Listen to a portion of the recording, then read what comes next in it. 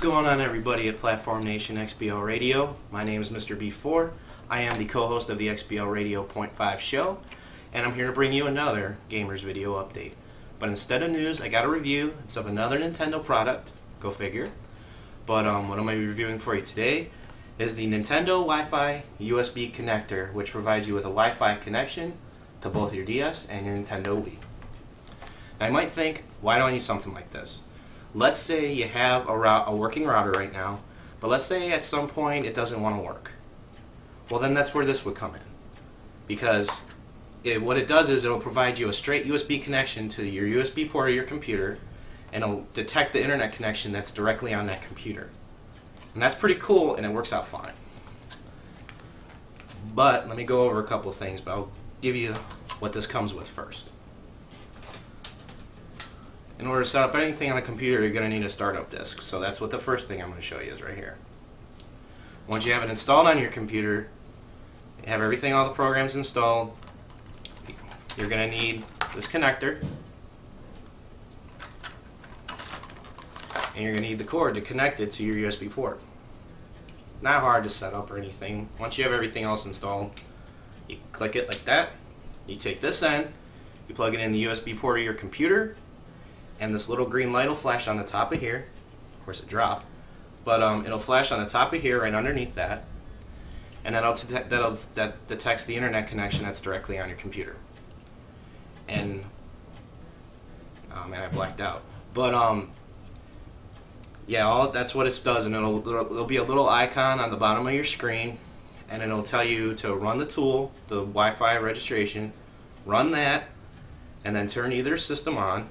I have the Wii on behind me. I'll show you how it works. And you're going to have to do this in order to get the connection to work. The first thing you do, you're not going to see it no matter what because it's just a bright screen. But I'll guide you through it here if the Wii remote wants to work. Go to your Wii options, Wii settings. Come on, come on. System settings on the second page. Your internet connection, connection settings, and your Wi-Fi should appear as the first connection on here. And then all you have to do is click on that and say use this connection, and it should run directly to this. Get out of here and I'll tell you guys a little bit of the rest about it. Now keep one thing in mind, the Wii itself can provide you with an internet connection straight from the console. Whereas the DS needs you to supply the game and needs you to go through the Wi-Fi setup in order to get the connection. So just keep that in mind. It takes a little more with the DS than it does with the Wii. Now that I told you all about this, let me go over a couple pluses and minuses here. The pluses are when it works out pretty well. And it's not that hard to set up either. It's pretty easy. It's pretty simple. It only took me about 15 minutes to set it up. But that's where the pluses end pretty much because there's a lot of problems. One of the main issues that I've had with this thing is that the cord is too short. I plug this into my PC, and the moment I plug it in and I try to keep it somewhere so it won't slide, it always slides off because the cord's too short and the cord just pulls it down. So that's a big issue. I would have preferred a longer cord so you can connect this to a computer, especially if you have a computer that's a little farther away and you don't have anywhere to place this. It also overheats way too quickly. What I mean by that is that once let's say you're running your connection for like a couple hours, you're downloading games, you're playing some online game, whatever. After a couple hours, this thing will start to overheat and your connection it'll yank it like that. And that's a big issue I'm having with this thing. Also, you have to be a short amount of distance away from the actual connector itself in order for it to work, in order to get the full connection. I don't understand that considering this is Bluetooth technology and should detect from a far distance, but it doesn't. And I mean, that's one of the things I hate about it, is that it just doesn't connect like that, and it should. And one more thing, it only supports Windows XP. That means you can only install it on computers that support that.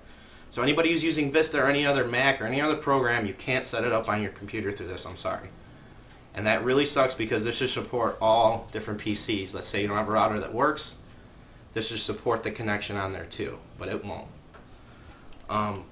other than that, if I'm going to recommend this product, I would not recommend it, because if you already have a router, I don't see the issue. I don't see the reason why you would need something like this.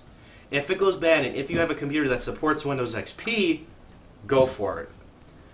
But I would wait and see if it'll ever drop in price, because $39.99 is just way too much for this product. But other than that, just get a router. It's easier. It's easier to set up. It's easier to understand, and you can get a connection pretty much anywhere. But that's the end of my review, guys.